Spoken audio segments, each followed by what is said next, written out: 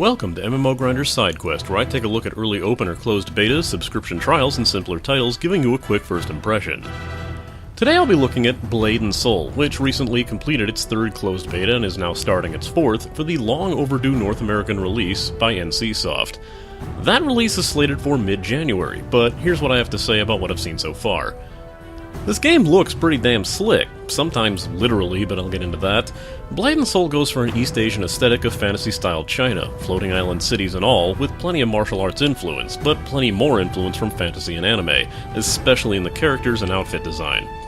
The game also takes more effort than usually seen in animations, and no, I'm not just talking jiggle physics. Subtle things, like instead of that physics-breaking rapid change in movement that you might see in MMOs when shifting left to right and strafing side to side, your character will stop short and then take a hop in the other direction before moving again. There's hardly any sense of noticeable jerkiness and plenty of free-flowing animation to all forms of combat.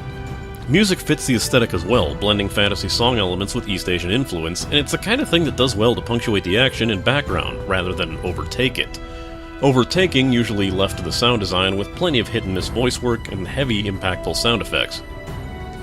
Character creation is pretty robust, offering up both plenty of presets for the I don't care how I look, just let me play crowd, as well as those looking to tweak a character to their standards.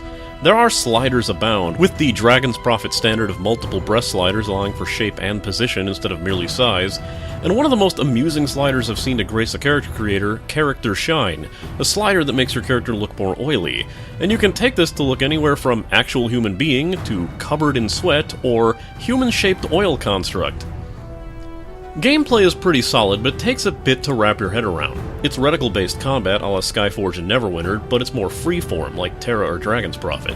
What gives Blade & Soul the edge, no pun intended, is that it allows more flexibility in these combos that you can perform. You might have a classic and grab onto enemies. The game will then teach you to slam them directly into the ground once you've grabbed onto them, but you might notice that you can apply previously learned abilities, like spinning them around to damage the surrounding enemies, or smacking them into your weapon for a bit in between the time that you have to slam them down, and add a bit of extra damage and flash to your moves. It's a fun system to mess around with. The place does seem to be turning into a chanter paradise at the moment, with the usual mess of public channels turning into insult fights, but once again, removing those channels isn't difficult. Interestingly enough, the PvP system is something purely opt-in. When you decide to join one of the two factions, you're given an outfit, and wearing it flags you for PvP. You cannot participate without wearing it, so you shouldn't have to worry about ganks if you don't have it on.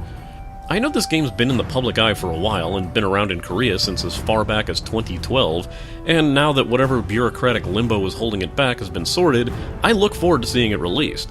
Sure, there's plenty more for me to say, but seeing as how it's looking to be released in mid-January, I might as well save more for the full episode since it's available so soon. This has been an MMO Grinder Sidequest, and it's time I logged out.